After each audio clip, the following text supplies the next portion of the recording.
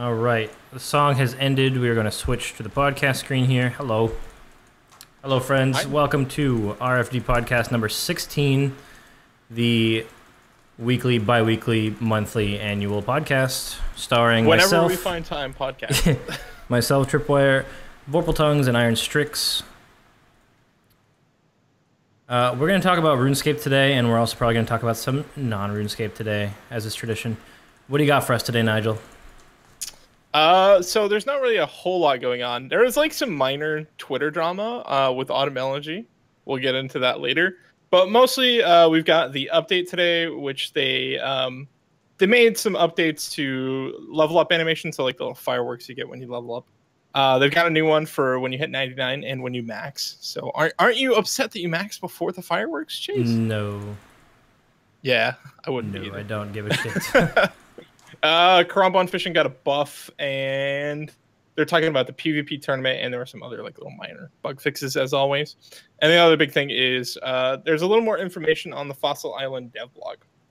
So they went a little bit more in depth on that. But outside of that, you know, the world is our oyster. Anything else we want to talk about? Okay, cool. So also as tradition, what are you guys doing right now, like in game or otherwise? I am doing the penguin agility course for the squirrel pet that I still don't have, and well, training a little bit of mage on my alt, or if you want to refer to it in an alternative way, my former unofficial group Iron Man. What are you up to right now, Rob? World of Warcraft. Anything that I would understand that you're doing on that game right now? I'm trying to. I'm killing shit so I can get other things, which help me in another way to level up another thing that I kind of have to do because I'm super far behind. That's the simplest way I can put what I'm doing. All right, sounds fun. And what are you doing, Nigel? I'm doing Slayer. I'm back on the Slayer grind after banging out 93 crafting and getting some agility levels. I finally finished my Avian Seas task that I've had for like 2.5 months. And I didn't get jack shit, so that was cool. Nice. Definitely worth the wait.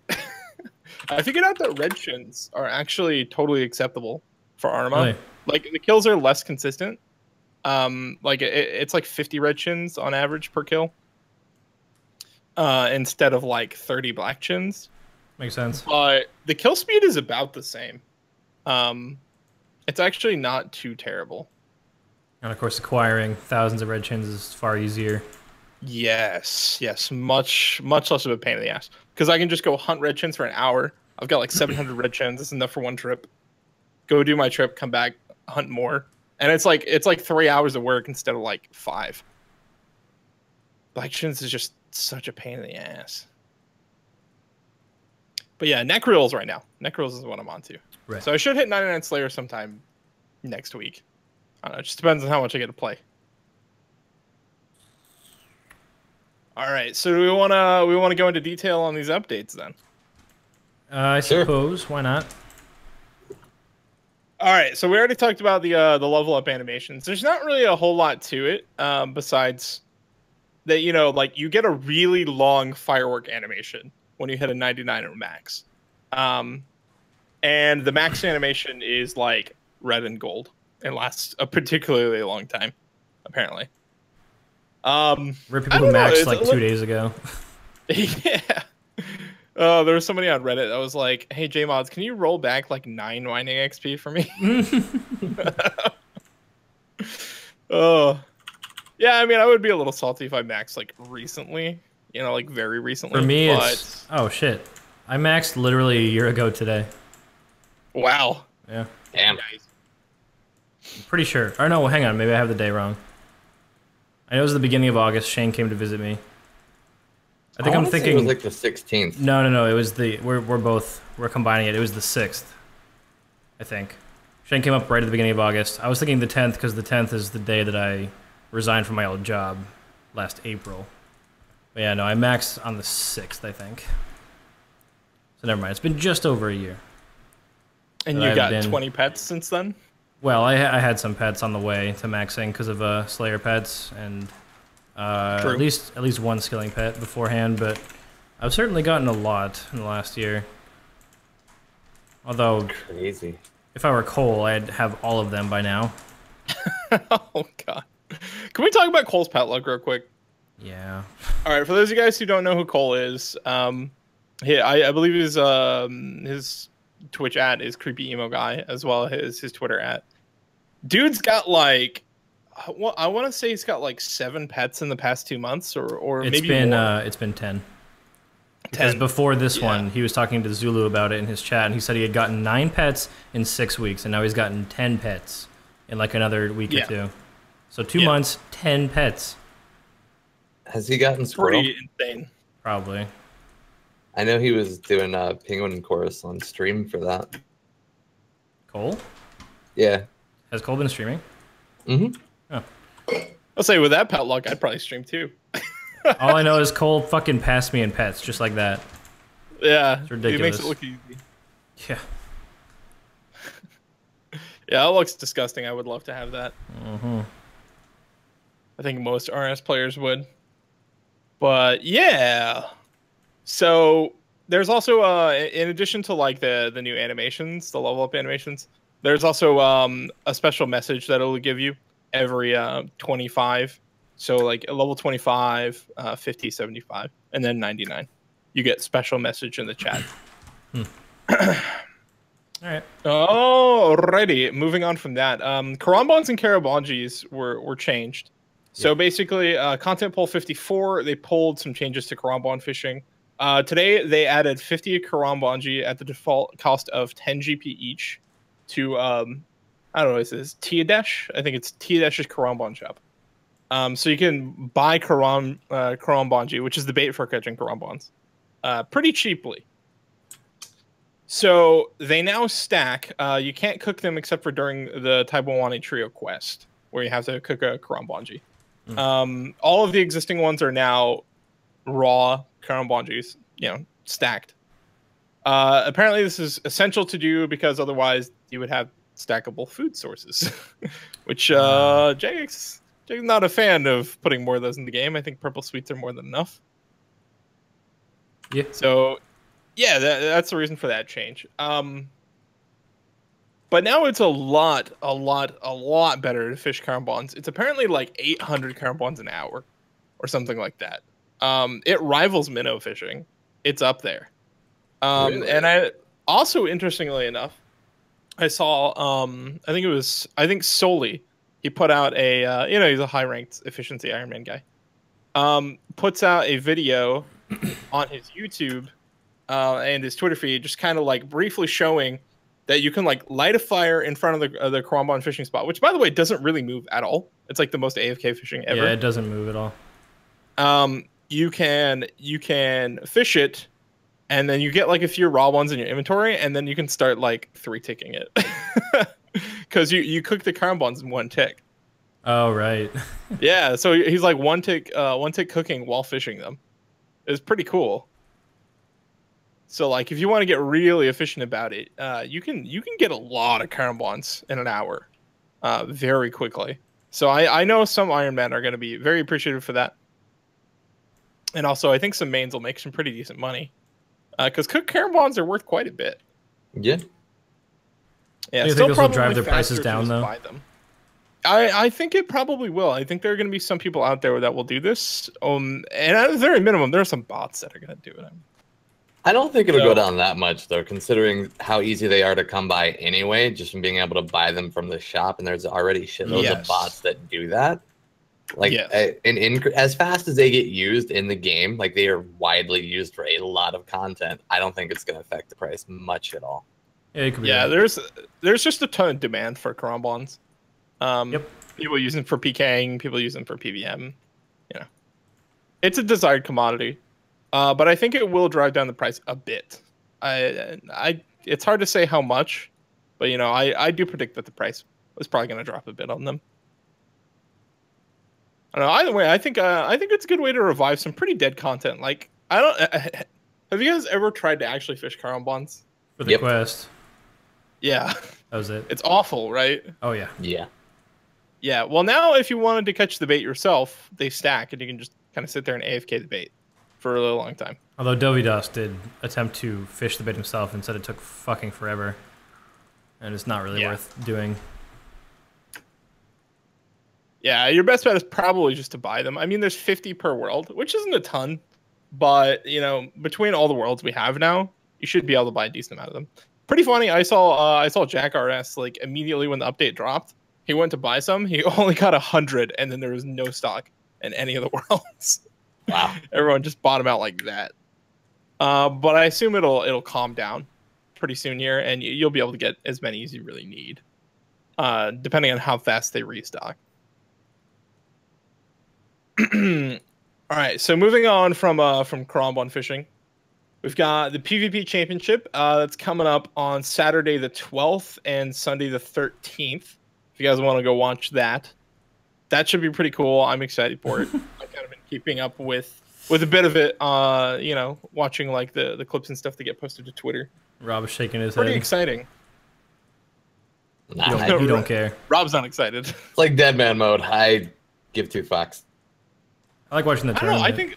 I think an organized tournament is a lot more exciting to watch than Dead Man Mode was. If I was more invested in like the people that were actually participating, maybe like I could see that. Yeah. Like if I had like a fucking like a dream team football match going on right now or some shit.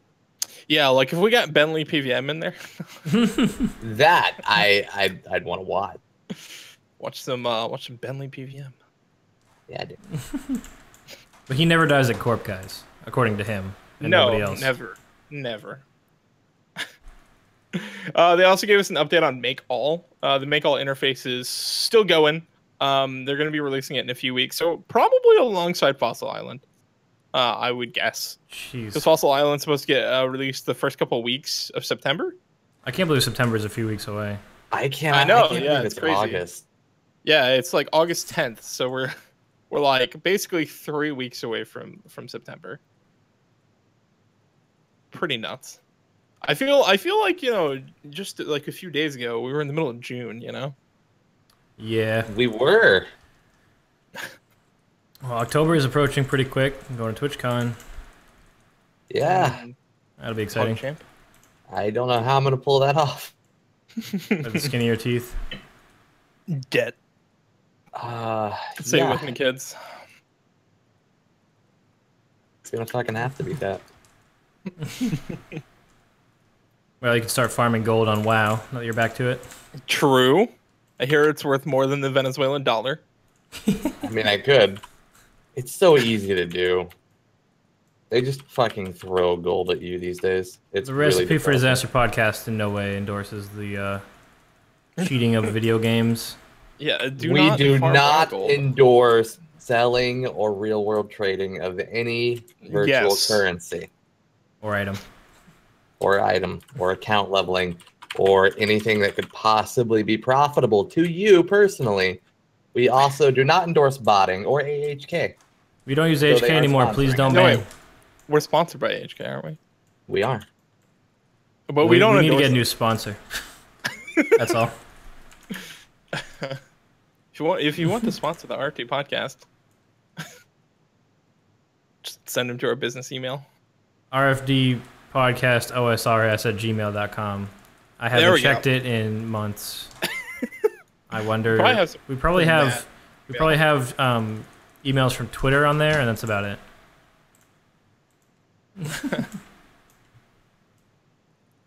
It's like 15 people have engaged with your tweet. Highlights, things you might want to check out from months ago. Oh, I hate that spam from Twitter. Yeah. So annoying.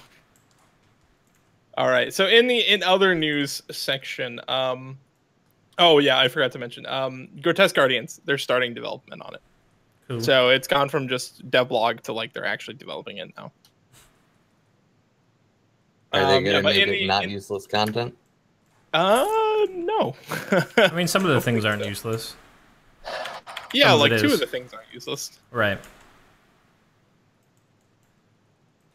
Yeah, Mickey D. Congratulations, MC. He, Yeah. he figured it out. The recipe for disaster theme is the quest recipe for disaster. Surprise, surprise. Surprise. Yeah. It's really good. It's really, really good. We got Flatline to do it. And it looks fantastic. It does. Yes, it does. He did a fantastic job. Impressed. I've actually heard that Flatline is no longer doing like small commissions anymore. Like he'll only do big name commissions because he has had so much demand for so long. Yeah, I think he he's just didn't have time. backlogged. I could see that for sure. He's in demand. I mean, that's like the goal. Yeah. All right, so finally, another news section. So World 400 is now added in preparation for PvP tourney. Only players participating in the tourney can access it. So it's like a tourney world only for people who are in the PvP tournament. So they get a world to like sandbox and practice. They remove purple suites from the tournament worlds, remove fight caves. Castle Wars bracelets can now be purchased and sold on FTP worlds. Cool. Jugs of wine and half jugs of wines are counted as PvP, or are counted as food rather in PvP situations. So I guess the way I don't know why is that relevant. I was thinking it maybe had something to do with tick eating, but it's gotta be some way of saving ticks. Yeah, I suppose. Well, I mean, the thing is, like, it's just the difference between the potion and a piece of food in this game, right? Because if you drink a dose of a potion, you would miss 0 ticks before attacking again. But in that, you can drink food, heal, and still miss 0 ticks before your next action. So it's just a little different. Yeah, you're right. Because like the hit delay when you eat food. Right. But there isn't one with potions. So why you should bring brews to Armadillo? Kind of important. Yeah, so that's been changed. What else do we got here? They fixed a typo on Legends Quest. Who cares? What blows my mind is like, how old is Legends? You know what? Well, it's super old, but you know the funny part is like the typos don't get retroactively fixed like that because they're scouring things that might have typos. Like somebody actually reported an in-game bug thing like, hey, this has a typo in it. And it's like, I can't believe anybody noticed that this long after the content came out. And also, it's just, you know. Can you imagine being that guy? It's like, although, okay, this quest. I can't be that righteous about it because I actually am the person who made them fix a typo in the dialogue of you rowing out to Zolra's Island because it was pissing me off when I was camping for the pet. They spelled the word hurriedly without the E. So I submitted that and they fixed it in the next update. And I was like, okay, cool. I had them fix various bugs, or not various bugs, sorry, I sent a bug report in during Desert Treasure. I read one of the books. You know, like nobody reads the fucking books for any of the quests, right? But I just wanted to read it because I was like, this quest is kind of interesting. I wonder what's going on, like, you know, actually going on in this quest.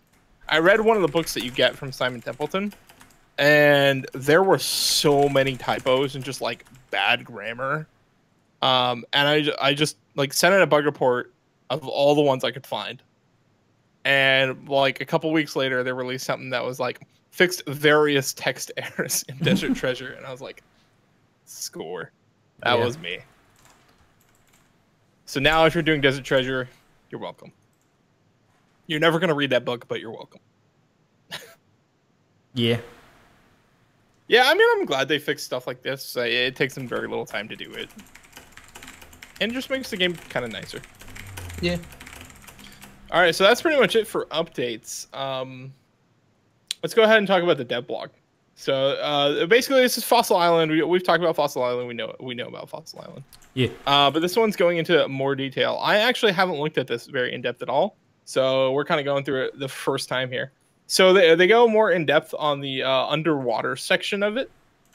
So they're talking about the mechanics. So the underwater area is going to carry a unique air mechanic. Diving to access the underwater environment requires a diving apparatus.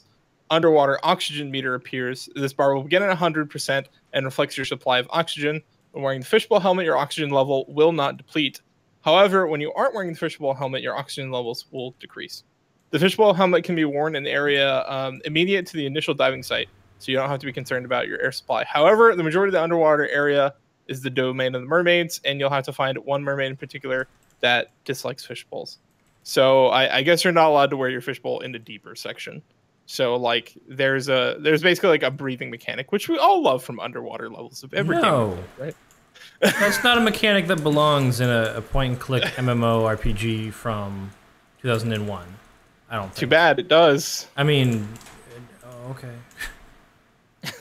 All right, sure. Thanks, Jack. Thank Times you, are changing. All right. One second. I'm focusing on my neck reels task. All right. So restoring your oxygen can be done via a number of methods. Large bubbles will appear in areas underwater.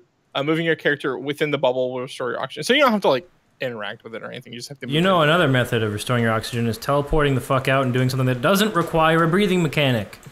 See, I wonder if logging in and logging out, I wonder if like world hopping will reset your air. I bet it would. I bet there's going to be some kind of exploit. Yeah, I guarantee there's going to be something. To, like, drowning in the memes. Oh, man. All right, air can be harvested from growing weeds akin to taking water from cacti. Okay. So it's like a desert area, but more annoying. Yay. Pufferfish can be found underwater. These can be caught and squeezed to take air from them. That's kind of weird. That's kinky. There are some areas which are above water that you'll be able to access to restore oxygen. So it looks like, I find this kind of weird. Like you make a mechanic and then you make so many ways to circumvent the mechanic. It's like Might a as well chore. not have it. Yeah. I don't know. In some ways, this reminds me of like all those like Skyrim realism mods. You know what I mean? It's going to be more tedious than it is actually enjoyable. Exactly, which is how I find all those realism mods for Skyrim. Like, yeah, it's realistic, but it's also fucking annoying. Yeah. Don't pufferfish get you high? They sure do. They can also kill you. I hope they eat get the wrong high part. in RS. They sure can. They have a They're a delicacy that you eat while risking death. You guys want to go huff some pufferfish? If it's prepared properly. Puff, puff, pash. Pash, pass. Pash? Dolphins do that. Pash. They get high off pufferfish? Yeah, and they fucking pass it around. They blaze up? Yeah, What? man. Yeah, you didn't know that? Dolphins No. can get high, homie. Yeah, I didn't dude. know that. They'll fucking get high off pufferfish, and then they'll pass it to each other. That's. And just Dolphins are like, rock it back and forth. weed. I didn't think I could like dolphins anymore. They're even cooler. Fucking cooler than I am. Thanks for all the fish, All right. Nigel? Yes, thanks for all the fish. Fully running out of your oxygen, the bar reaching 0% will result in your character being asphyxiated Yep. and return to the Kinky. surface of the island Oh, so you don't even die? of the underwater area. Nah, you don't actually. It's not even imminent danger. Why bother with the mechanic? You just pass out and float. I like how asphyxiating doesn't kill you in RuneScape. All right, so if there are mermaids, do I get to fuck one? Yo, pass this pufferfish. I hope that's a new copy pasta. I'm sorry, what was that, Rob? If there are mermaids, do I get to fuck one? We can only hope so. Like, if I'm not getting some fucking, some fish pussy, like, you're doing it wrong. Hey, You have been playing too much World of Warcraft. Yeah. It's Uh, low-key becoming an addiction. asphyxiation. Oh, jeez. All right, so underwater fishing. I guess there's got to be a reason for all these bullshit mechanics, right? Like, No. there has to be some payoff. No. This is Jagex. No. The one would assume there's a payoff. So let's see what the payoff is. Underwater fishing. Underwater fishing activity requires 47 fishing and 44 hunter. I'm already optimistic. And will reward XP in both skills. Drift nets are tradable and can be crafted using jute on a loom at 26 crafting.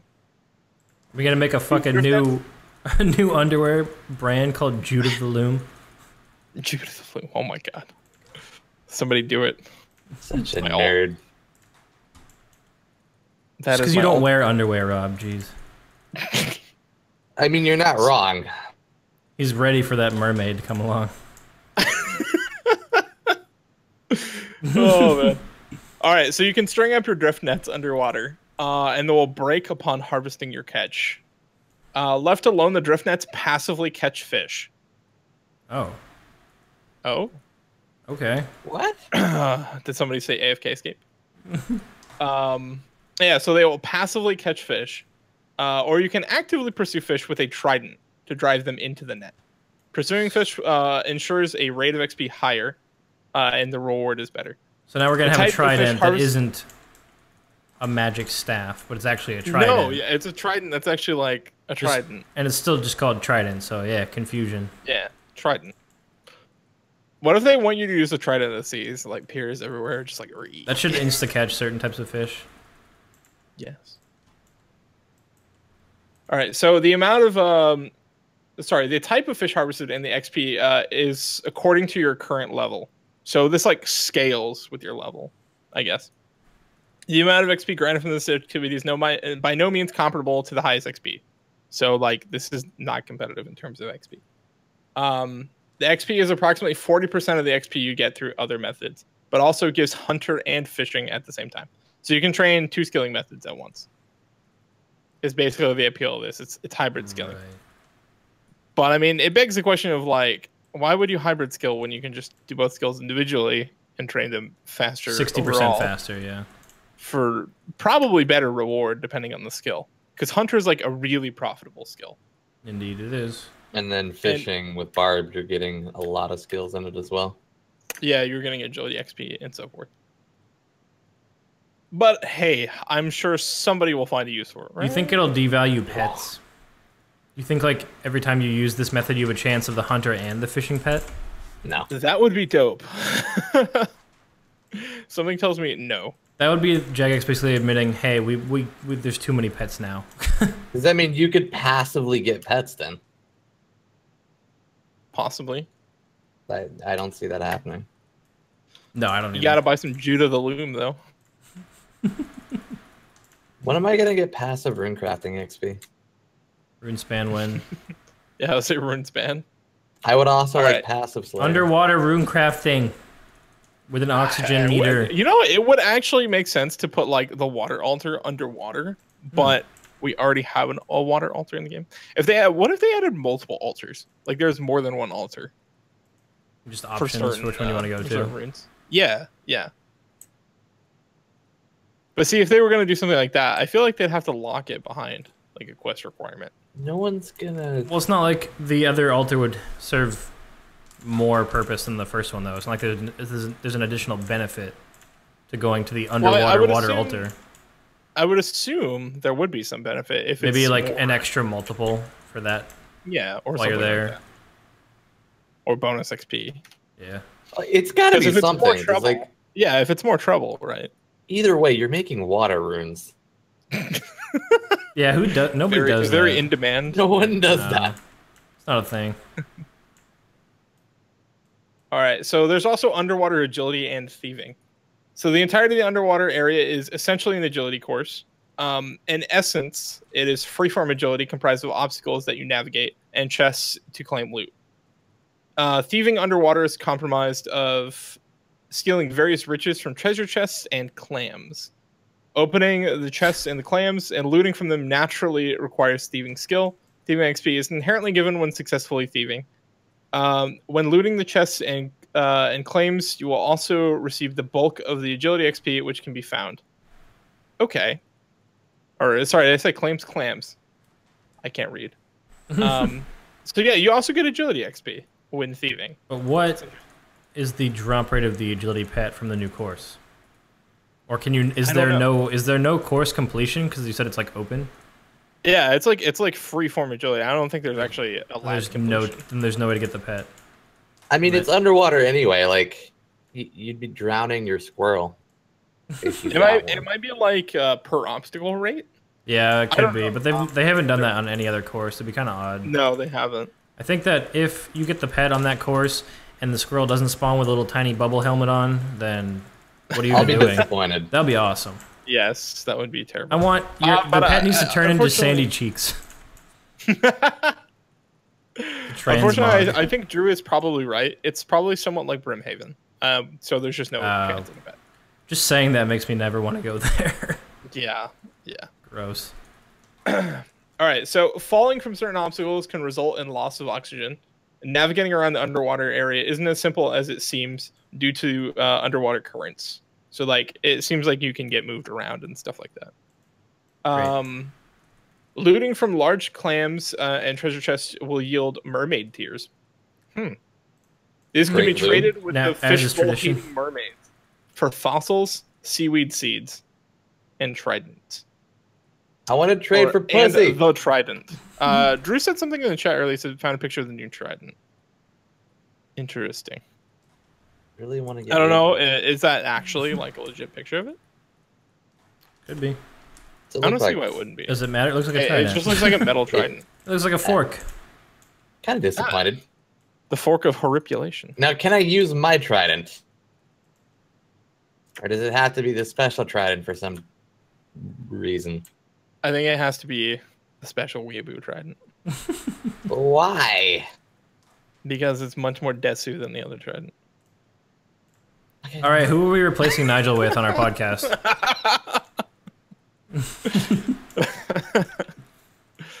For some reason, I look at that trident, and the only thing I can think of is the fork of horripilation from Oblivion. Ben votes rig. Okay, yeah. Yeah. I might be a little too much for rig. Yeah.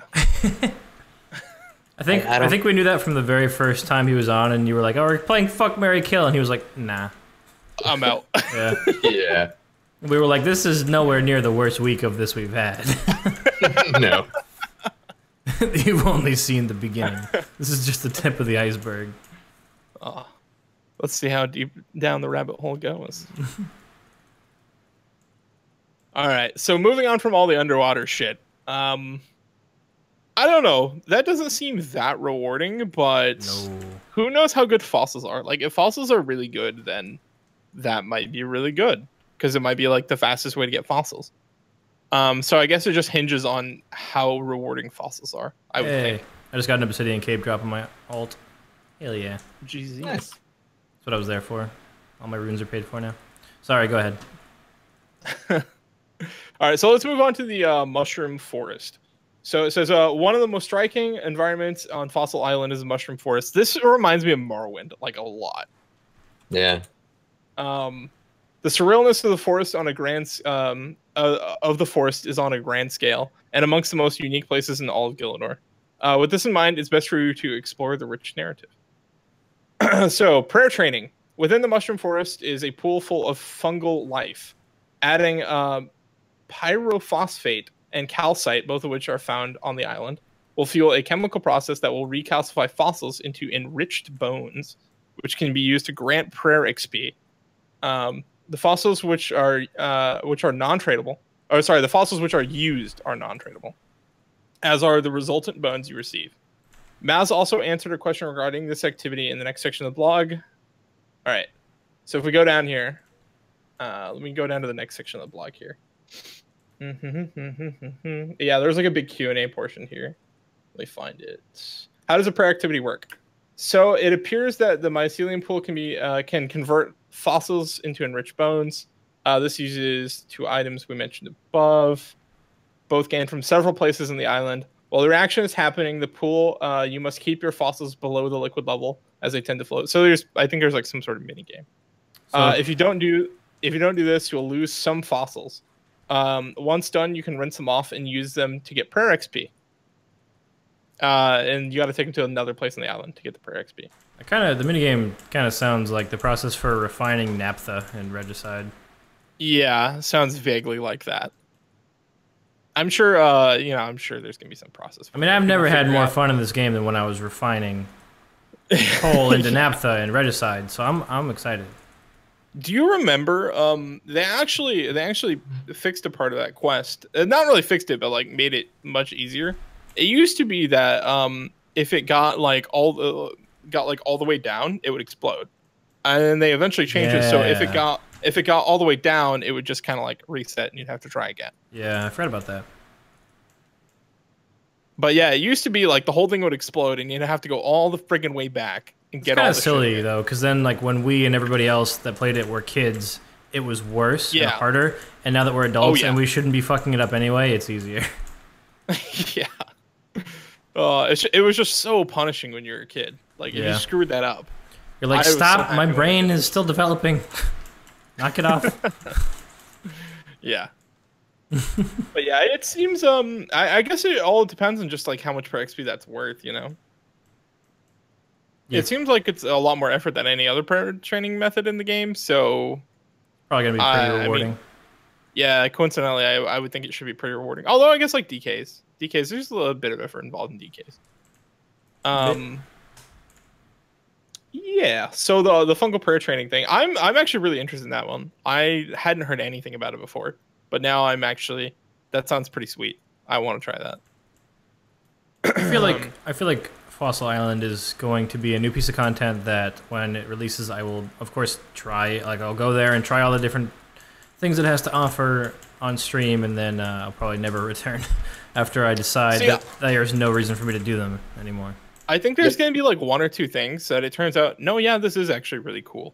And it does end up being meta for something. I don't see it. Cool, yes. Practical, most likely not. I don't know. It could turn out that this training method is actually like really, really. The thing is, like, awesome I have a something skewed like that. perspective, though. Of course, like, unless something turns out to be the meta for hunting a certain pet, I'm not going to be doing it. So yeah. I don't really have a fair. Yeah, no, it's a little narrow there. I mean, like, even for XP rates, you get a lot an hour doing green dragons on top of crafting XP.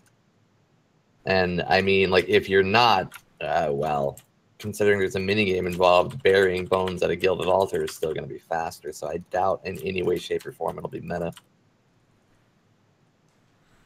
Yeah, I don't know. It might be one of those things that like it's extremely like XP per GP efficient. Like, it might just be stupidly cheap, like like more cheap than in Sold Heads. Because in Sold Heads, I think are the meta if you're like poor and you want some levels. It takes like fucking 10 hours longer, but yeah, you save money. Yeah. Drew says, I feel like Fossil Island's going to be the opposite of Zaya. Instead of a huge landmass with no content, it's a tiny place with a fuck ton of content, but no reason to actually exist. Yeah. Yeah. I mean, their lore reason for, like, this is here is, hey, the museum on one of their, like, expeditions found this cool island. Is the reason. I guess it's like a continuation of Varrock's museum, that storyline. Just show this podcast episode to the people who are still harping on about how they wish sailing had come into the game. Wouldn't it have been exciting to build up your boat, get your skill in sailing up so that you could go to islands with nothing there, with nothing interesting on them? Like Zaya. Right. Well, imagine if sailing came out and you arrived at Zaya and you walked around for 25 minutes and you're like, where the fuck is my ship? I need to get off this fucking island. There's nothing here. Imagine that. I wonder if real life exploration was that bad. Probably. People just like arrived to the Americas and like, the fuck, man. Like, but I mean, like they had slaves and shit. They killed a bunch of people and they stole all their food and land. So I mean, like there was excitement in it. There's excitement for someone. Yeah, excitement for the settlers, not for the inhabitants. We've got another settlement that needs your help. Sailing pet mini drunk pirate that always asks why the rum's gone. That'd be dope. I'm on board. Why is that really accurate to something Jagex would probably do? Like that would be the because they already have a Pirates of the Caribbean reference. Why not another one? More. I I wonder if Disney gives them money for that. They wish. Do you ever wonder if like Jagex inserts like these popular culture references and actually gets royalties for some of these? Before they were acquired, no. Now, maybe. Maybe. Might be a thing. When the shareholders take over. They're publicly, they're a publicly traded company, so Yeah. I'm pretty sure they'd have to disclose that in like their profits. Money made from royalties. One big line item. Wow, we got really off topic. Birdhouses. Birdhouses is the next thing. I remember when birdhouses were like first being pitched, people threw like a fit because the Maz didn't really understand what people were asking in terms of like, like XP rates and things like that. So here's what it says now. Birdhouses can be constructed to lure and capture birds. We've already covered this in great detail. So yeah, there was already an entire devlog dedicated to this. If you guys didn't catch that, we talked about it in one of our previous podcasts, I'm pretty sure. Oh yeah. But also there is a dev blog that you can check it out. It was in April, all the way back in April. So yeah, I think we definitely talked about it if it was way back in April. Yep. All right, let's go ahead and move down to tracking and herbal. This is one I'm personally interested in. I'm personally very interested in this one. The tracking activity on Fossil Island was covered in April's dev blog once again. In this blog, we're able to offer a preview of how the activity will work, complete with temporary placeholder graphics. So yeah, they've got some graphics here. Go ahead and put those in the chat if you guys want to see it. Are they purple, like the Elder Maw and stuff used to be? It's like pink placeholder graphics. Pink, yeah. It's pretty disgusting looking, really. All right, so let's go down to the Q&A makes tracking section. really Q&A easy. section. Yeah. Herb Todd. Why does everybody like refer to everything on the new island as like Todd? It's like, oh, it's gonna be AFK. It's gonna be great. Jagex is delivering us to the AFK utopia. Plot twist: Fossil Island is going to be a skilling boss that you have to kill, and then the island will sink back into the sea. Yeah. I could see that, dude. Like, it could be a giant turtle. Yeah, exactly. It's the back of a giant tortoise. It's perfect. Vespula. No, those marks are just placeholders. They haven't put the texture in yet. Makes it really easy to spot which textures you haven't done if they're pink. You don't say.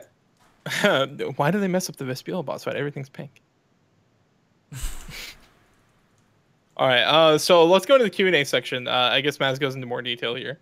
Was the underwater area present when Fossil Island was first envisioned? Is what somebody asked. And Maz says, absolutely. Modmark and I wanted to fit a little bit of most environments into Fossil Island, featuring volcanoes, swamps, and underwater. So are they doing anything with the volcanoes, though? Because I've heard nothing that's related to it. Mining top. I believe the volcanic ash is related to farming. Oh yeah, it's supposed to be more fertile for the. It's like volcanic fertilizer. Patches, the hardwood trees.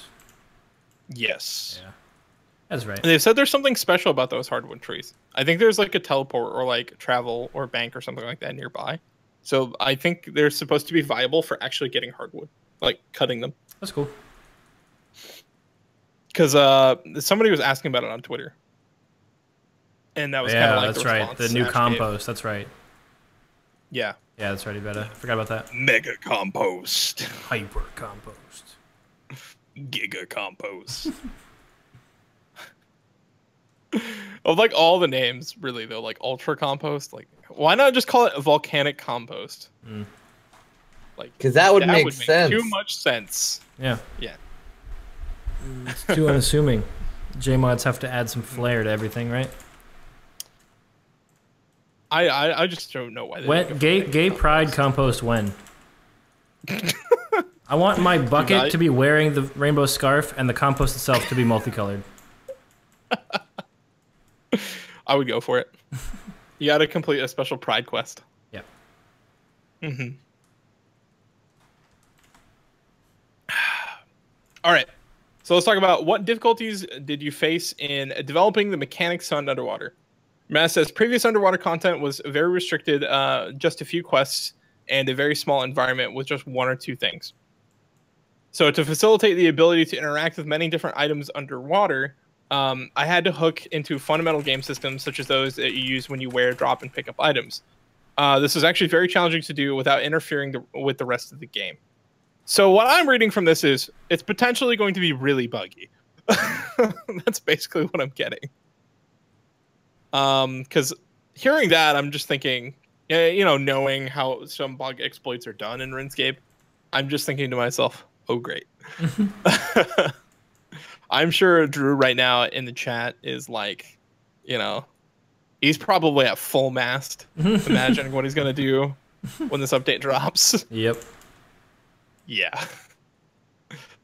But still, I mean, it's interesting to know how much effort they actually had to put into making this content work. But I just, I think there's going to be some interesting bugs that come out of this. I would imagine so. Personally, I hope none of them are like super game breaking, but I don't know if they're having to do like, it's always something that should always worry you is like when items get, when they change how items equip and unequip and things like that, because it can allow you to do some pretty weird stuff. We need to revive the And Twisted also- Bow meta. It's too cheap. So when you have to fight the giant tortoise that the island is the backup, you can only use a Twisted Bow. Everything else will not damage it. Only T-bow. Yep. I want a twisted crossbow that fires Ellie's. It fires the sigils, like throwing stars. Yeah. Fuck this. That would be cool. Yeah.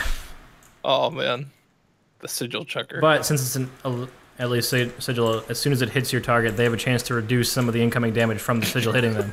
Okay. Seems And then the fair. game crashes.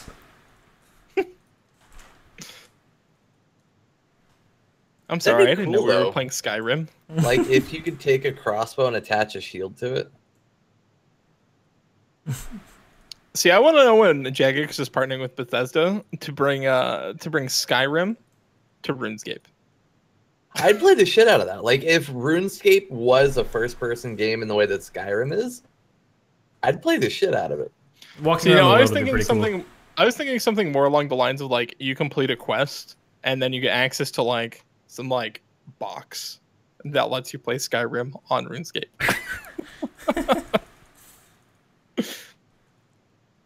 How would that work? Somebody said so RS3. Thanks, Jordan. What is it? Dragons? Yes, it's dragon. RS5. Mm-hmm. RS. I still like our 3.0. our VR headset discussion for old school last week.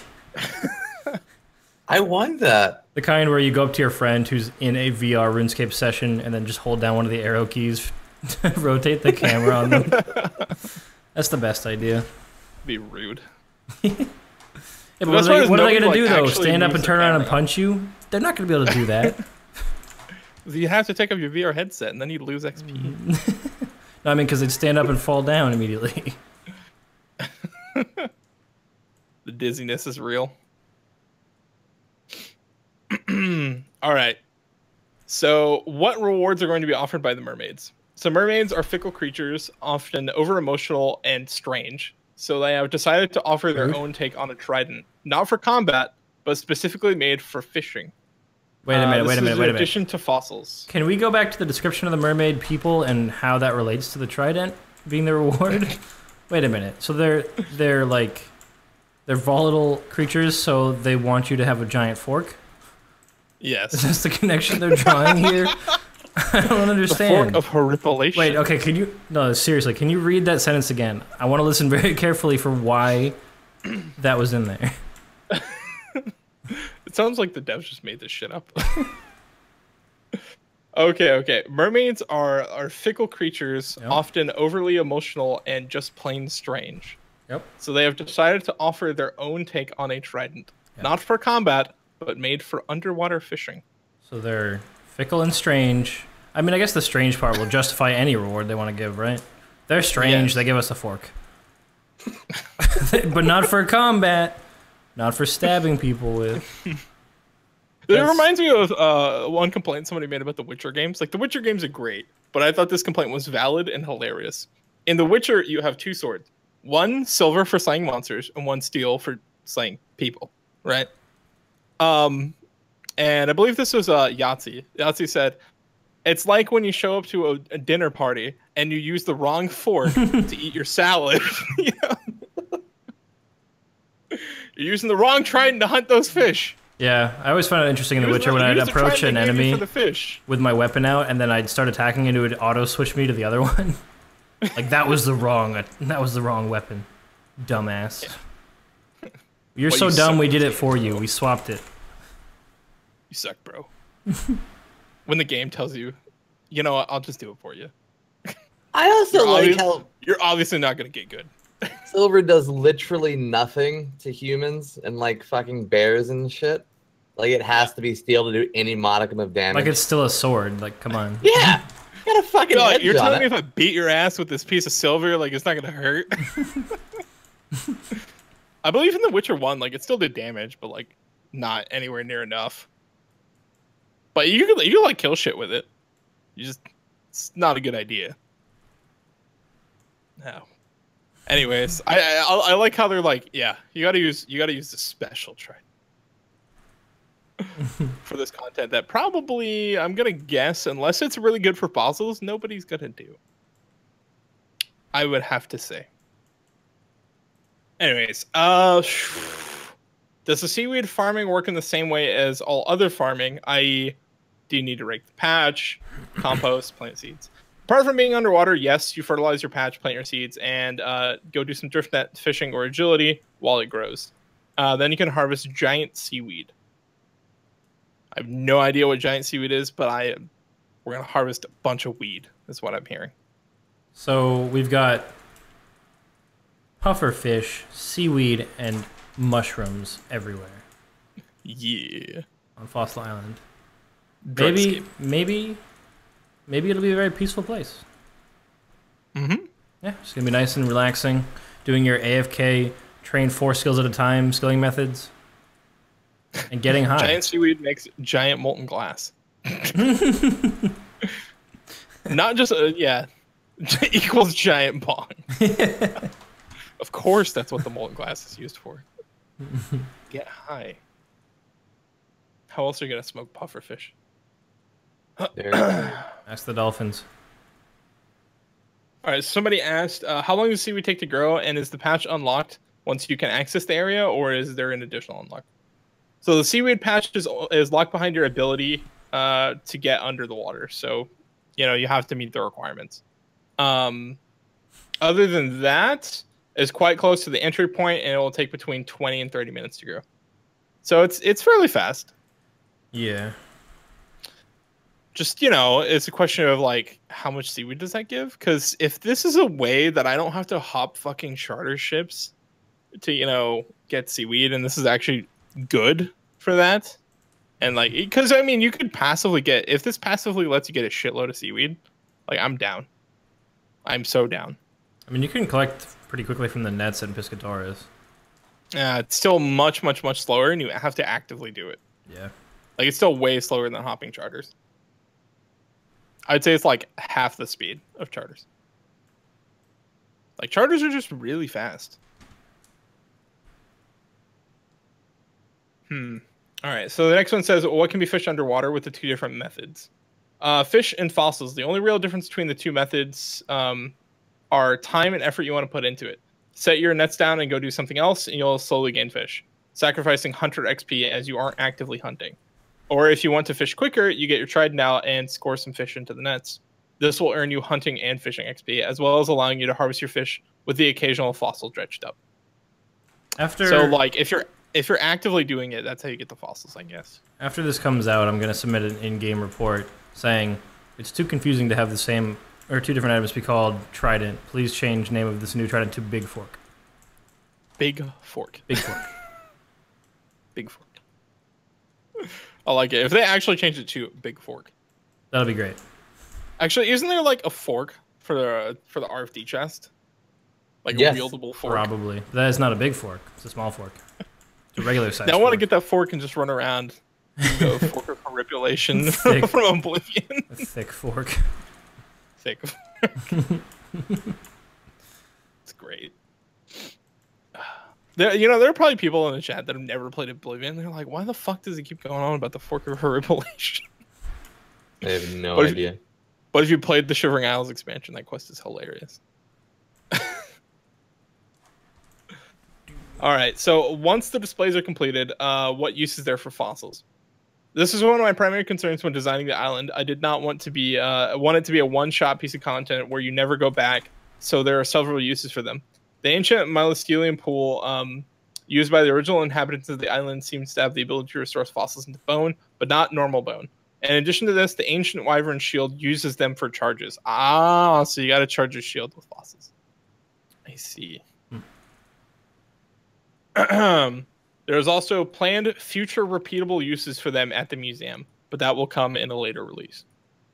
So it looks like they're going to find a lot of things to do with the fossils. Like, the fossils, I think, is supposed to be the main payoff of Fossil Island.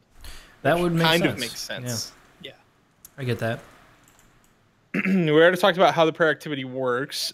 Is there anything else you'd like to tell the players about Fossil Island? Two things. There is a lot of lore behind Fossil Island, but but is for the most part optional. So those of you that are lore hounds will hopefully be fulfilled, as well as those who are just there for the activities.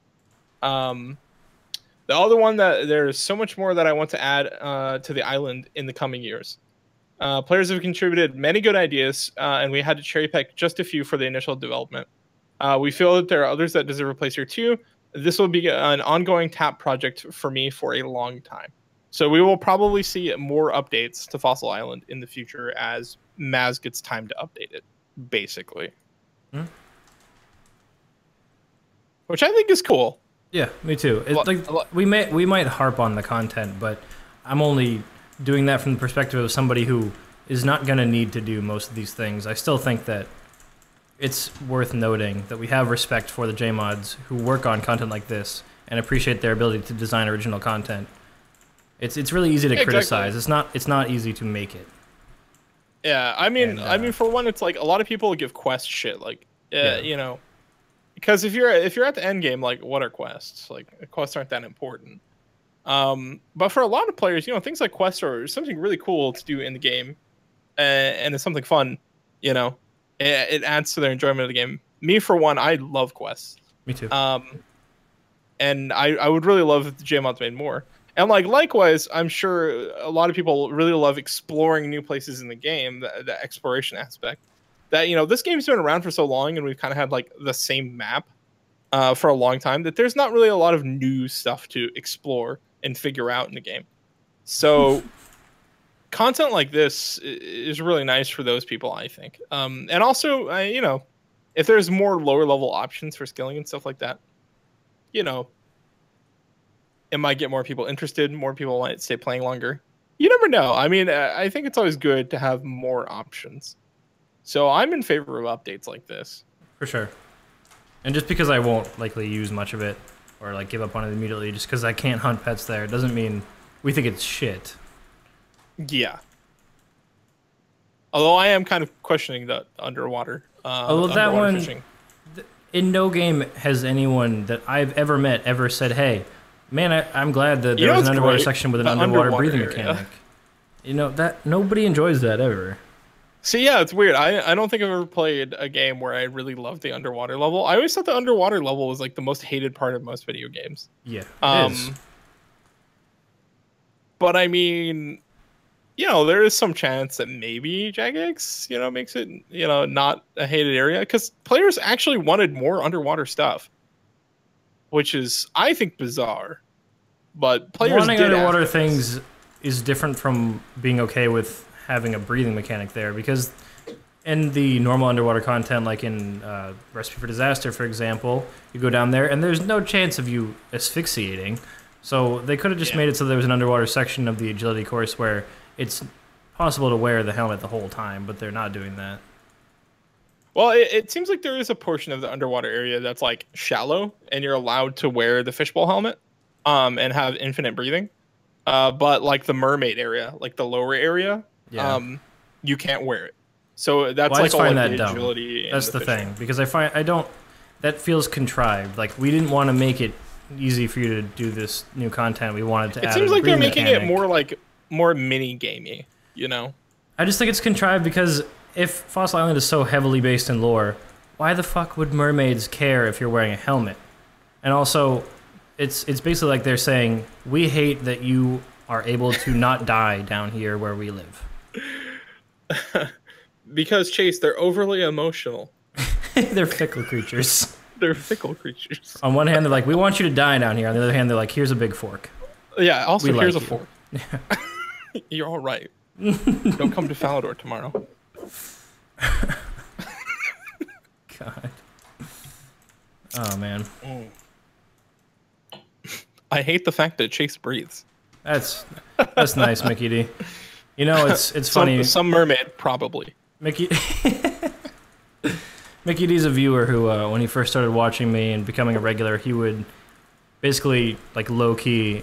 That was not low-key, but normally he would low-key insult me with, like, a bit donation. And I've told him repeatedly, man, you know, when there was money coming in with each insult, I kind of liked it better. Let's bring that back. Now it's just the insults. Like, how about we just do that? I still don't understand how you eat underwater in the Arctic Quest. Imagine through your fucking fishbowl helmet. I don't understand how you fire a bow while wearing Barrow's gloves.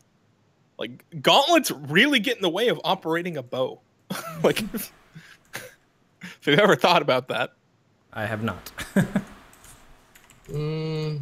It depends on how they're constructed. I mean, look at the bee gloves, homie. They're just like round. Are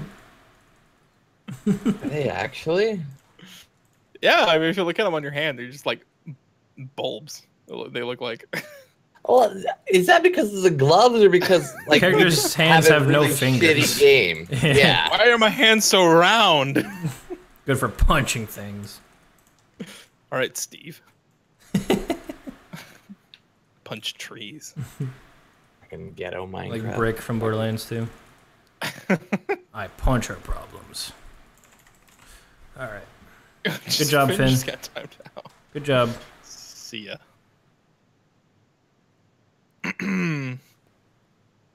when can we get a blazing skill where you can use some herbs and seaweed, to level up rolling and smoking? All right. Max All right, XP dude, per hour, listen, 420k, naturally. 420k XP per hour. Listen, dude. We gotta get another fucking video from Aubrey if that happens. All right, speaking of Aubrey, do we want to talk about Aubrey's AHK ban? I don't know any of the drama here, so yeah. You're gonna have to fill us in, but yeah, sure. Okay, so yeah, I was following this morning when it all got posted. So basically, he @Sweet and was like, "Hey, I got a 2-day ban. I'm thinking it's because people reported me, you know, while I was doing RD nights on my phone or whatever. Like, there were some people that were like basically mass reporting me for it. You know, what's going on?" And Weath responds, you know, we'll look into it. And then a couple of minutes later, it was basically like, it's a suspected AHK ban. And to which Autumn Elegy basically replies, and you know, I'm paraphrasing a little bit. Haha, I was only testing you, bro. I totally knew that, basically. So what he was saying there was, I have to do 8 months of RC. Everyone I know uses AHK still. I'm like one of the only people that still uses Windows mouse keys. So he decided it was worth the risk of trying to use AHK for RC. And he made his like, you know, his like 30-minute rant video or whatever. He was using AHK in that video. He did a live stream. And he was using AHK the entire live stream, apparently. And he copped a 2-day ban. So what I'm thinking is basically like, probably the only reason he got this ban is because people could tell that it was AHK and reported him for it. But I also think that he probably, I mean, if he knew the reason, why reach out to Weth? Well, I mean, there's every chance they could unban him, you know? Yeah, but if he It's worth knows the trying, reason he right? got banned and that it was justified because he was indeed breaking that rule, why reach out at all and make yourself look stupid? I mean, it could be the off chance that it was from him being reported. Yes. I guess. And also, like, he kind of just wanted confirmation, you know? Yeah. Like, did you guys really know that this was AHK? Because if the suspected ban wasn't for that, you know, then it could have been one of those things like, oh, well, they really can't tell. Yeah, that's true. Yeah, so I don't know. I kind of understand where Aubrey's coming from with this. Not necessarily his attitude like, haha, JK. You know, No. I that was just kind of funny to me. But I get what he's saying. Like, if I'm going to do runecrafting for the next 8 fucking months, and there is some chance that I can use AHK and not get banned, AHK is so much more comfortable to use than Windows mouse keys. Like, unbelievably more comfortable. Yeah. So I can totally understand why he might, you know, might break the rules and try to use it, because plenty of people do and they don't get caught. Yeah. Lots of people do it. I don't know. He's also making videos and live streaming it, though. Yes, People that's that don't the main get caught reason. aren't. That's the main reason I immediately complied once the AHK ban came around. Because I use AHK just like Windows mouse keys, which is the same thing Aubrey was doing. Emulating Windows mouse keys with AHK, because I don't have a number pad on my keyboard. So instead, I went out and bought a separate number pad, which I'll show you guys here. I have a separate number pad just for using AHK. I went out and spent, like $20 on this thing. It's got mechanical keys and all that great stuff. But I did that just for the express purpose of complying with these rules, Yeah. It kind of blows my mind that apparently there are still plenty of people out there that are just using AHK and nothing's happening to them. It seems kind of like the way you get caught is either you blab about it on Twitter like an idiot, or you make videos or stream. It just seems silly. Like you're punishing some of the more dedicated players to your game and letting other people just slip through the cracks via obscurity. Yeah, I feel like, I don't know, it's kind of a silly situation. I'm also just tired of hearing things about Automelody at this point, though, because this is like almost immediately following his rant video. Yeah, the rant where video. He pissed off a bunch of people by complaining about OSRS, and I don't know. I talked about this on the stream earlier today, and I absolutely have a lot of respect for how he began the video, which was saying, I'm not pandering to anybody, so anybody who is only here because they like to hate on me, you're welcome to fucking leave forever. I'm only going to make videos that I want to make. I respect the fuck out of that gesture. But then even I had a hard time getting through the whole video because I'm sitting there thinking, nope, I don't agree with that. I don't agree with that. I don't agree with that. And I'm pretty, I'm a pretty laid back player. But even his takes on, like, I don't know, just bringing various pieces of content into the game, I couldn't really get on his side about, because he's just so, I guess elitist is the best word. He's so elitist about the game that his vision for the game, I think it would die eventually. That's the problem, because he's more focused on the integrity or whatever you want to call it than the game's growth or people being interested in it because it's fun. He doesn't care about that. Well, that's why players don't make games. You know what I mean? Because, like, let's be honest here. You want to make your game fun, right? But, like, your game needs to make some fucking money, or else, like, why are you making a video game in the first place, right? And I think OSRS does an excellent job of balancing the two. I think OSRS listens to the players a lot more than most games, but at the same time, they make business decisions that make them money. Like, people bitch about Deadman mode. They're like, "Oh, I don't like Deadman mode. Why do I do Deadman mode? Why do we waste money on this?" Because it makes them money. Oh yeah, like that's why we do it. They make a lot of money from it. The bond price spikes every season for a reason. Like, exactly, and the eyes on the game for every tournament is nuts. There's a reason RuneScape only listens to the player about some things. Like, they're of course going to be, you got to approach it skeptically. It's like, why are people like Automelody saying things like this? Because they care entirely about the way they play the game. Yeah. And not necessarily about, like, the future of the game, where the game's going to go, how the game's going to be profitable, how many people the game appeals to. They care about their mindset of how they approach the game. Yeah. They approach the game and say, I want this game to be the most fun possible for me. Why do people keep ruining my fun? Like, basically, I mean, and I'm not taking on Automelody. I like the guy, and I think he makes some really good points sometimes. And in fact, I agree with him every once in a while. You just sipping on that haterade right now. Yeah, at the same time, like that rant video, that's basically how it came across to me.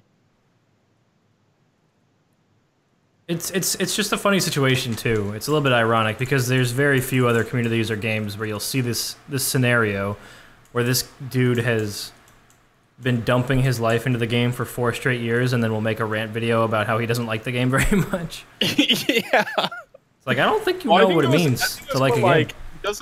I don't think he likes the direction of the game and the people that are making the decisions. But it's not even the direction of the game. He listed off a bunch of updates stretching out into the past years that he thinks were bad, and it's like, dude, they didn't stop you from playing, so I don't know why you're harping on them so much. I think it's fine. I don't think he's mad about being banned. I don't think he's mad about being banned either. I think him getting banned, he basically sees it as a calculated risk. It's not even related. The video we're speaking of came out a week before the ban happened, right? This is like a week ago. He basically made a rant video talking about, why certain things are bad for the game in his eyes. And like why he doesn't enjoy certain parts of the game. Almost like when Shannon says she hates playing but then logs in to do quests. I don't think she's ever claimed to hate the game. She's just like, When people ask her if she plays the game, she's like, no. And then I see her on the next day. Nah, she well. She's like, I don't even care about the like game. She's on Discord, logged in, and she's like, oh, I hate this game. Well, it's funny because she logged in for the first time in a while the other day, and everybody on Discord was like, your stats are pretty fucking good for somebody who doesn't like this game. Somebody who claims not to play. She probably just plays offline while she's at work. Yeah, they were like, oh, and she was like, I'll log in and join you guys, and they're like, oh, you probably can't join us. We're at the Sears course, and she's like, my agility is 61. And they're like, oh, all right. Oh. And then Ryan was like, yeah, I got to get my graceful back because I lost it. And Shannon's like, I already have graceful. See, here's the thing, like, what I don't really understand is like the whole takeaway I think from the Automelogy video should have been, I want the game to like do more interesting, engaging content, kind of like Brimhaven Agility. Like Brimhaven Agility should be what agility is, not rooftops, right? Which I don't think the sentiment behind that's necessarily really bad, right? I don't think that's a bad idea to have. Because like imagine if Brimhaven was, you know, actually like profitable and one of the better XP methods in the game. Well, it is at a high level. At like I think like 80 plus, 90 plus, it's the best XP in the game after the buff. But it's like locked behind diaries and like all this other bullshit. Like if it was as accessible and profitable as rooftops, like I think that's what would make Aubrey happy, you know. I mean, you can apply that to other content in the game too. I just feel like it's interesting how he'll say these, you know, X number of pieces of content are bad design. This piece of content, which everybody fucking hates, is good design. And it's like, well, there are different definitions for what good design is, and I think that when you're designing a game, if people hate it for the most part, it's not good design. And I get what he's saying because the Brimhaven course offers him offers you a lot of variety in training the skill. It's not just going in circles. So he's right on that point, but nobody likes it for the most part. Like it's still not enjoyable to do, which still doesn't make it good game design. See, oddly enough, I was of the opinion that at least back in the day, a lot of people did really like the Brimhaven Agility course, but I never did. Now I don't think people like it as much now because rooftops are so much better in terms of like you actually make money. The XP is easier and better. The thing is, you can make all the training methods you want, but if at the core a skill kind of sucks, people are gonna obviously want the easiest way of training it, or one that makes it suck less. I think that's what he's saying though. Is like agility could have just been designed better. Yeah, you know. But he's not saying the skill should be designed better. He's saying we should have another course or like pieces of content for other skills that are like the Brimhaven course in variety. But he's ignoring. He's saying I don't care if people enjoy it. We should have more stuff like this. That's what he's saying. Yeah, that's what I'm saying. Like as long as the content is entertaining, you know, like I don't necessarily mind. Like because right now like rooftops, just to keep using agility as an example, excuse me. Rooftops are mind-numbingly boring. Yes. Let's be real. Brimhaven Agility is slightly better on the wants to make me blow my brains out scale. But not like incredibly, but it is better. So we should probably note that. I just think it's silly that... Sorry, go ahead. The effort, like the difference in effort for the difference in XP just isn't there. It's not worth it. Like if the difference in XP was big enough that people were like, yeah, no, I have a real reason to go to the Brimhaven course. I also find it interesting that he harps on AFK as being inherently a bad thing, but I've heard hundreds of people express how much they love that this game can be done alongside other things.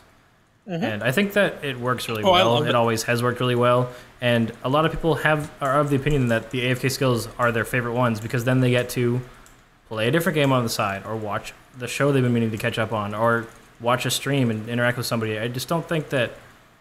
It's hard to agree with his points because I straight up do not agree that it's a bad thing that we have more AFK methods than we used to because people fucking love that. Why do you think people are so excited to AFK shit on their phone when that comes out?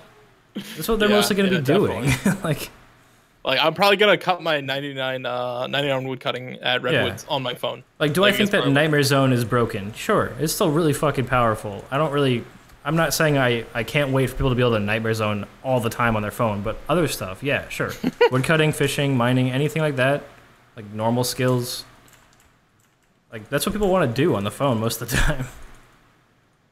Yeah, and like here's the thing, like even like the most interactive things in the game, like prayer flicking, tick manipulation, things like that. I mean, like once you get good enough at it, and like it's like kind of like memory enough, rote enough, this game is still really fucking AFK. Like you got to interact, but like you don't have to pay a lot of attention. You know what I mean? Like it doesn't take a lot of presence of mind once you get good at it. Like I remember, like I eventually learned to be good enough at flicking bandos and Saradomin, and like 3-tick fishing, that I could actually like interact with my chat and stuff while I was doing it. And there are a lot of games where like they just require a level of interaction from you, like say like CS:GO. In the middle of a CS:GO match, like you're not fucking reading chat. No. Not if you're still alive, at least. I think that's why the RS community has been so strong on Twitch, despite its low viewership compared to other games. It allows for like that kind of interaction and that connection. Yeah, there's like a real sense of community. And yeah, I would agree with Michael that it's definitely part of what makes RS unique is the fact that it has content built around doing things for long periods of time or being able to AFK. Yeah, I mean, there is also, of course, a point where RS goes kind of too far. Like I think like Soul RC and Blood RC kind of pushed the envelope because they promised a certain level of experience, and it was so easy to get beyond that, and it was literally no effort. The launch redwoods, how long you could stay there without launch redwoods disappearing. But the thing is, like Jagex listens to the community and made the changes to make it better, right? So it's like a Steam review, right? The final comparison. It's like a Steam review where the dude's like, "Oh, it's a bad game. I give it a 3 out of 10," and then it says on file. He's like 4,000 hours in game. 4,000 hours. It's like, are you sure you feel that way? It's like who plays 4,000 hours into Mountain Blade just to decide, it's not that good. Yeah. So we had a question from Michael actually earlier. I guess it was specifically directed at me, but of course you guys can weigh in. Mod Kieran has been talking about a potential comp cape, and he wants to know my thoughts on the comp cape. And okay, and I don't care. I mean, it's like even if I decided I wouldn't want to go for it, I'd still vote yes, so the people who do want it can have it, because it literally changes nothing for people who don't want to go for it at all. See, my view on completionist cape is kind of different. I would vote no to a completionist cape purely for the reason of there's so many pieces of content that people who were hoping there would be a completionist cape exploited before they were nerfed, like Castle Wars. Castle Wars is like what, like 3,000 hours now to finish Castle Wars, or something like that. People completed it when it was way less. By kind of like abusing Castle Wars' mechanics. That's true. So it kind of like raises like a game integrity question to me, and also like it just incentivizes the game in the wrong direction. I feel like I can agree with that too. And Finn has a good point. He says I like comp, but I wouldn't want a cape for it. It doesn't feel old school. Yeah, like comp cape feels pretty RS3, but it also pushes the game even more in like this efficiency scape direction. I think like max cape and skill cape perks really what started pushing that game seriously into like you need to skill and be efficient and stuff like that in that direction. Because now like for a lot of methods and stuff like that, you really want some of these skill cape perks. They're the best way to do things. And asking some of these 99s is not a small thing to ask. Like 99 con is not a small thing to ask of somebody. That's a lot of effort. Yeah. So, I think it's really I think a comp cape would influence the game in a negative direction, in my opinion. But that's just my takeaway. I think I can definitely see that and agree with those points. Rob, do you care to expand on your no, or are you just gonna go no? For the reason I say no is because a completionist in old school, like RuneScape is already a game that takes thousands of hours, and a completionist cape, while it would give people something to shoot for, and there's no real downside to it, other than the fact that people who already achieve the cape would possibly vote no to future content, because they would have to do that, put in the extra time to get their cape back, The same way people vote no to new quests coming into the game because they don't want to, go and have to get their quest cape back. Yeah. Yeah, but consistently, like, pretty much every quest is passed, fortunately. Yes. But completionist is a lot different. It's a little different, than yeah. quest cape. Yeah, Like, it is. quests are self-contained. With a completionist cape, you're looking at every single future update that comes into the game. Not just quests. You're looking at everything. Yeah, it sounds horrible. And for that reason, I say no. And the funny part is like, I bet if you ask completionists, should you have to have all pets to get the completionist cape, they would say, no, of course not. But it's like, well, is it really? Because they're like, oh, that's ridiculous. Having all pets is way too much to ask of somebody, but then they're going for a comp cape, so yeah, exactly. Kind of similar.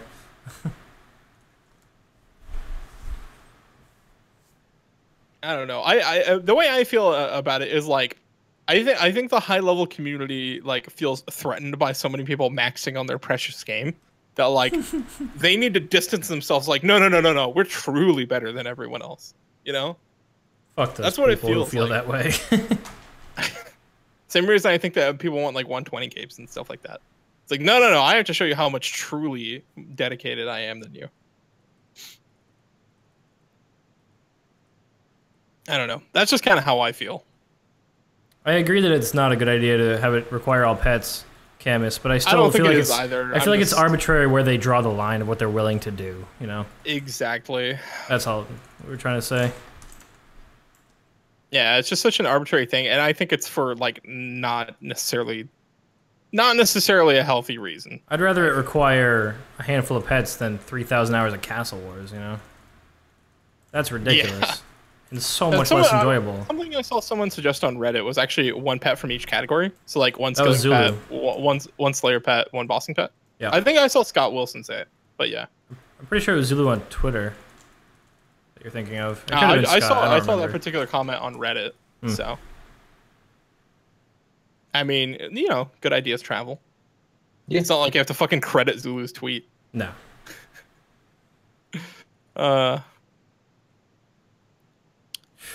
RSR comp cape requires all bosses killed at least once. Yeah, I mean, I'm sure if they made a comp cape, it would have like reasonable. I put that in some pretty heavy quotes requirements. I mean, as much as you can consider getting everything from Castle Wars a reasonable achievement. No. No. I don't know. Like, comp's one of those things is like, yeah, I can see it being in the game. Do I want it in the game? No. Like, I don't think it puts the game in a good direction. New skilling sanctuary requirement for entry. Comp cape. Comp cape. Gotta have it. Don't at me if you don't have a comp cape. Is Rob just casually drinking? I don't know. I didn't catch that. I am, yeah. Yeah, he is. Crack the Stella. beer. What you? Oh, it's Stella. Okay. I was gonna ask. Rob's 21. I'm pretty sure he looks like 14, but I do. The beard's helping though a little bit. Yeah, the mustache is like actually coming in. It doesn't look so petty anymore. I gotta grow it out more though. You actually look like somebody who might sit down and play World of Warcraft all day. Don't I? We're all like kind of on that spectrum with facial hair though. This is actually the beard podcast. Beardcast. Sponsored by Red Meat. I'm pretty sure like my beard is officially like longer than Chase's. Like it's like way down. But does it look better? Is it neater? Oh, I comb my beard 100 strokes every day. I don't have to touch it. It just grows in perfectly. You're like, my beard nerd. No, I actually get that question a lot sometimes on the stream or even in real life. It's like, what do you do? Do you trim that thing? I'm just like, no. My barber Leave does. it. Yeah, I get it. They trim it for me when I get a haircut like every 2 months. See, I have to get a haircut like every month. I have to. My hair just grows way too fast. Also, it doesn't really help that I wear my hair longer than you. So I've seen you after you get your haircut. Your hair is like... Yeah, I love how clean it is after a haircut. Gone. Yeah. Finn says, if you want a comp case to be used as a checkoff like a diary, join TOTUS and use their spreadsheet. Yeah, if you guys are actually interested in like some sort of like comp cape achievement thing, TOTUS is a good way to go. All right. Thought we were sponsored by AHK. We are. We definitely are. 100 strokes a day keeps the females away. You know. All right. So any questions from the chat? We got anything from the chat? I don't think I have any more like RuneScape Twitter drama or anything like that. Yeah, there hasn't been too much to talk about since the last podcast, actually. No, not really. Last time we were playing catch up, and now it's like nothing. Yeah. It's like an hour and a half worth of nothing. It's not so bad. Yeah, it's not nothing. So yeah, if you have any questions, feel free to direct them to, I guess, Rob, if he's still able to harvest them while playing WoW. I can now. Okay. If anybody has any questions, add them to Vorpal Tongues, and don't forget to, yeah, that's him. He's waving. Do you have an outro for us ready today, Rob? Nope. No. How big is my All pussy? Why don't you come find out, big boy? Next question. All right. Rob, you start out the ending, and I'll answer some questions here. They brought up on the Q&A Barrow's pet, or a dye that makes your Barrow's armor ghastly, like pink and ghastly. I think the dye is rad, personally, just because I'm a fan of cosmetics. I am. The pet, I don't think thematically makes sense. Pet, fuck no. If there's one piece of PVM equipment in the game that doesn't deserve a pet, it's Barrows. But I think the dye is kind of cool. So you'd apply it to Barrow sets to make you look like one of the brothers. Yeah, that's pretty cool. I like that idea a lot. So that would just come from the chest at like a really rare rate. I assume so. I like that. Yeah, see, I'm a fan of that. Yeah, I like cosmetic shit. I mean, coming from like Guild Wars, that game was literally just like, hey, do you want a fashionscape? I just don't like the idea of overrides, like a cosmetic that would make it so you don't know what overrides they're are shit. Right. Overrides are shit. Right. Like you want to know what somebody's wearing exactly. Okay, no, I like you heard it here first. If they decide to add Barrow's pets, I am giving up the pet hunt. It's done. I'm not even like, kidding. Through. I might go for some that I still really care about, but I'm not. I will feel no more pressure to complete it if they add fucking Barrow's pets, because then there's no limit to what they'll add for pets in the future. It'll just be. I want a cow boss with a pet. That's like some Diablo 2 tier shit. A cow boss, a secret cow level. I would love if there was a secret. Be cow one level. pet, but you could change it. Still stupid. Barrows doesn't deserve a pet. Secret cow level. How about I'll allow them, because I am in charge. I will allow them to add a Barrows pet if they change the fucking drop rate on the Bloodhound. That's a fair trade, I think. If they go back and correct their fuck up, we can talk about a new pet. If you could set an amount of time for the Bloodhound, what would you set it? Like average time? Probably like a quarter of what it is now. 1,000 elite clues. Oh, elite clues. You mean masters? I meant masters, yeah. So that's what it is now, on average. Is it? Yeah, the average is like 1,000. Oh, it's 1,000 masters. That's the drop rate. So you're 60%, 60% likely to have gotten 60% once you hit 1,000. No, I was gonna make it guaranteed, like Oh. the reward for masters, like you get for elites and every other tier, like as a guaranteed. You just get the completing something. Yeah. Maybe. I would mind that less than how it currently is. Like, hey, you could have maxed your alt before getting a Bloodhound pet. Could have done that. You're like, fucking idiot. Why didn't you max your alt? You've technically made no progress. Drop rate's still 1 out of 1K. You know? Good luck, nerd. All right, I know what we're doing. Yeah. Yeah. All right. I think we're pretty much out of questions, aren't we? Yeah. So if you want to, yeah.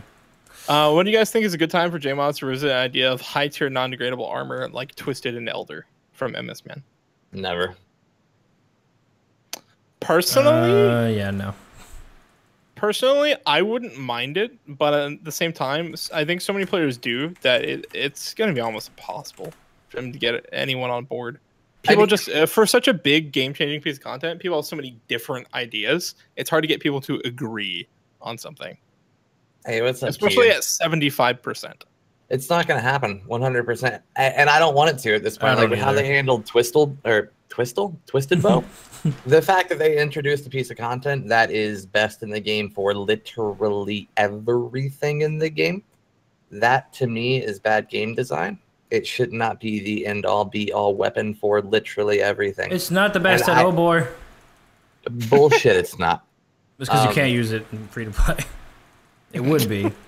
It would be, yeah. Yeah. I can't trust them to, handle armors at this point. Like, at some point, if they do introduce armors, it's all going to be stupidly fucking broken, super OP, and you're going to be able to just tank Bando's hits without food. Like, that would be comparable to Twisted Bow and how that is right now. You're kind of right about that, yeah.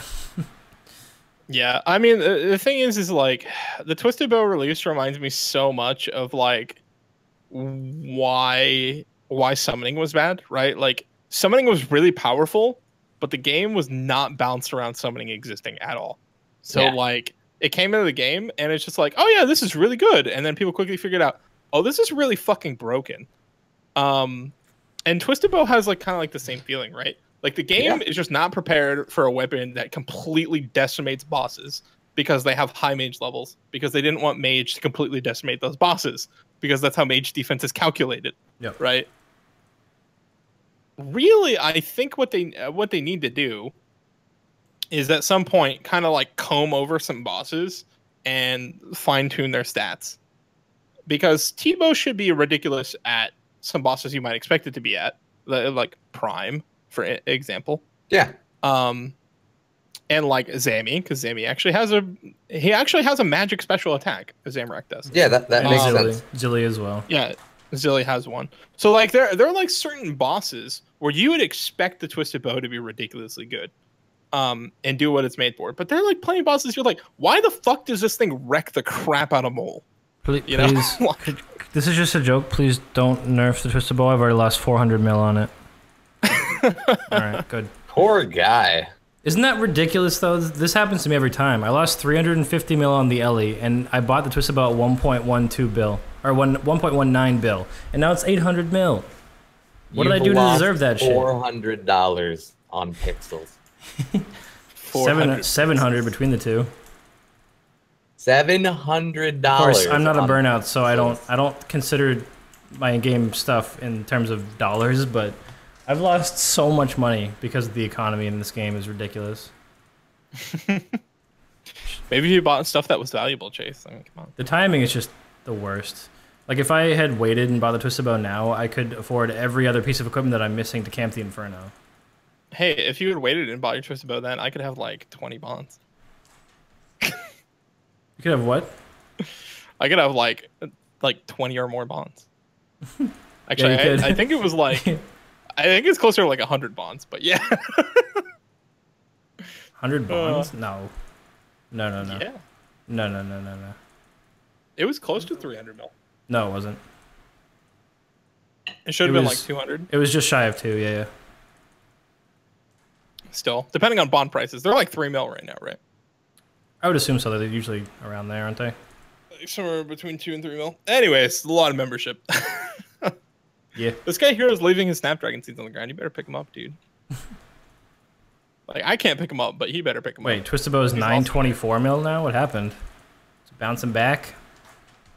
The rebound. I think just like in general, the old school economy took a big dip.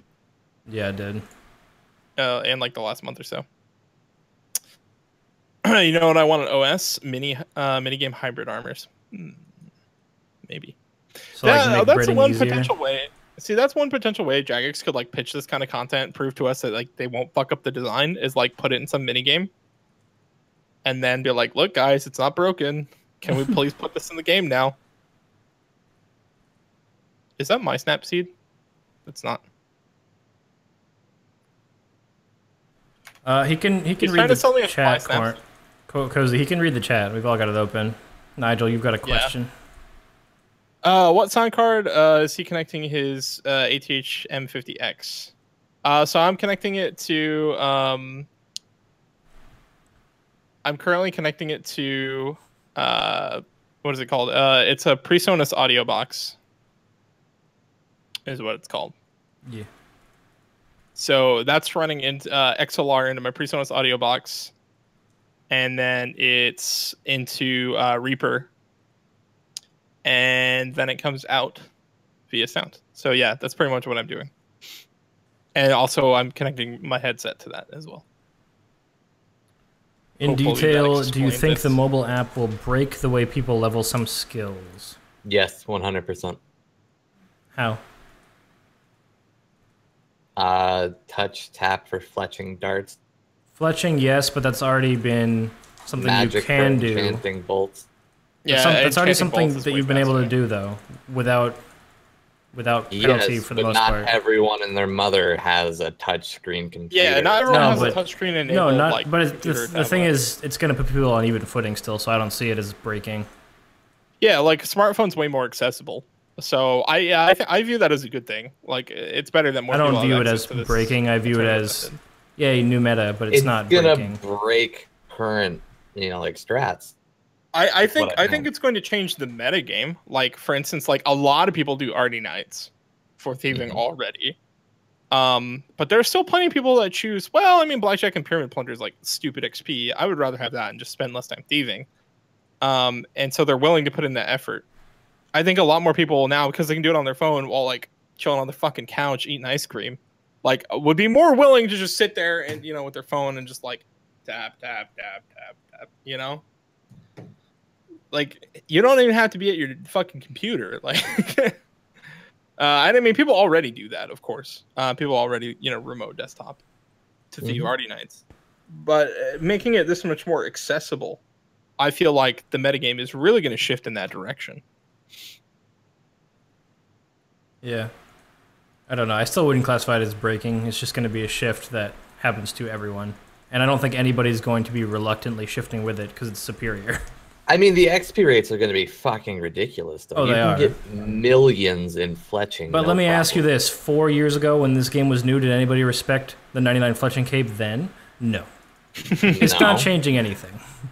My 200 mil fletching devalued. It's not going to be much different. It'll just be easier to fletch Yeah. or do a couple other things. But, I mean, it's something that everybody has access to. It's like... I don't know. It's like saying, enable cheats in a competitive game, but you enable it on both sides. It's not really... You might as well just have no cheats on for anybody, because it's still even footing. I don't see it as a problem. I mean, yeah, like there's like a certain point at which like you're like your cheats are, well, it's just the game, Like, that's the game's design. I think basically OSRS Mobile is going to bring a lot of these like super secret skilling methods that some people used. Like a lot of people already remote desktop in on their phone to play on their phone. Plenty of high level players do that. Yeah. It's to maximize the amount of time that they're playing the game and getting experience, because this game takes forever. Really, OSRS Mobile is just going to bring that to everyone else, which I think I like that. I think that's great. I've remote desktop in on my phone to play Pest Control because I just had a huge headache and I didn't want to sit in front of my computer. If you've ever tried to play Pest Control via remote desktop, let me tell you, don't try it. It's pretty hard, but yeah. I think it's great that that's going to be more accessible and better performance than what we currently have. Do you think NMZ is going to be nerfed or changed in the future so it's not the meta for combat? I would this like point, if they did. It would surprise me if they didn't, because they've already changed it multiple times. I feel like they're unlikely to change it again. I mean, they discussed it on the Q&A. How recently? Last week's Q&A. Really? Mm-hmm. Maybe then. Yeah, I mean, I feel like they will make some change to it. It's just what change they make to it. I think what they're probably going to do is they're probably going to either nerf absorption potions. I feel like that's like the most likely one. Oh, it was yesterday people are they thinking talked it was about yesterday's. it. Okay. I don't know. I just knew I read it.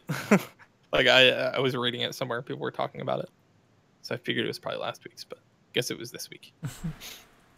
Yeah, having the amount of points. I think if they're gonna make a change, they can make a change to absorption. I was gonna say, like, they could rather than nerf the combat XP, just make it not so profitable. Yeah, exactly. Like making, because absorption potions are what makes Nightmare Zone like kind of ridiculous. Because you can just chug a bunch of absorption potions. Because if you make the absorption potions, like say, give you like half the amount of absorption that they currently give you, or like they reduce some amount of points that bosses give and things like that, it makes it not so profitable and not so like AFK, because you can't be in there as long if the overloads, or sorry, not the overloads, if the absorptions last less time, you can't be in there as long. Yeah. I don't know. Plenty of people just go in there with prayer though. That's they just true. like play melee and do melee only bosses. That's why a nerf of the points would affect across the board. Oh, I just got the Necroarch. Yeah, boy. Good luck. Jeezy me. Definitely gonna get the imbued heart. So yeah, I don't know about removing overloads. Somebody in the chat says remove overloads. I don't think that would necessarily do that much. It wouldn't. Because people just use super combats. Yeah. But I mean, it would cut into like the profit, you know, be less profitable. All right, do we want to wrap it up? I think so. Okay. All right, so for anyone that doesn't know, at the end of all these podcasts, we like to play a quick game of Fuck, Marry, Kill to sign us off for the day. I am in charge of it. I have nothing prepared for today, so I just did a little bit of Googling. You know, it's going to be a couple celebrities instead of, you know, like fucking Shrek characters, which was last week. If I have to Google any of these celebrities, I swear to God. You won't. I mean, you might for looks, for like comparison. Nicki Minaj. Okay. Lady Gaga. Okay. Miley Cyrus. I think you mean Molly Cyrus. If any of you guys know that Stitches song. No. No. Okay, don't Google it. It sucks. You know who the rapper Stitches is. You probably already knew it sucked. Okay. So I think kill Miley Cyrus. Fuck Lady Gaga, marry Nicki Minaj. Because I think that... Marry? Yep. You're going to bone a tranny? Well, excuse me? Lady Gaga? Are you talking about Lady Gaga? You mean the female? She's got a dick. No. She has a... No. It slipped out at concert. No. She's got a dick. No. He's just, nah. Doesn't want to believe it. I don't think... I mean, I don't believe it because I have heard nothing of it ever except from your mouth, and you're some dude on the internet. People in chat are just people like to lie on the internet, so no. Oh, you guys are in denial, man. I mean, even if it's true, I'm still not going to change. I had reasons, you know? What are your reasons? Let's hear them. I think Nicki Minaj is the best option for marriage because if you've watched any videos where she's interviewed or talking about anything, I hate her music, right? But she seems like a really nice person, and she's much more successful than Lady Gaga. So she's got fucking money everywhere. So you'll be really well off, and you'll have a nice partner, right? Yeah, it seems like good reasoning. I'm kind of on board with that one. I'm marrying Nicki Minaj, killing Miley Cyrus, and I guess I'm boning Lady Gaga. Chase just wants to marry that basketball booty. you know like that large hemispheres. I get to hang out on the equator. you know that I'm that while I appreciate it very much, I'm not an ass man. Mega thick.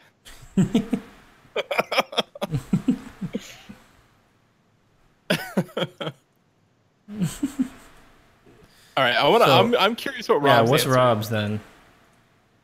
I would fuck Nicki just to make Drake sad. You are so spiteful. His reasoning behind that, he's like, fuck Drake. Yeah. I'm gonna indirectly fuck Drake by fucking Nicki. Ooh, I got another neck react, boys. We in there.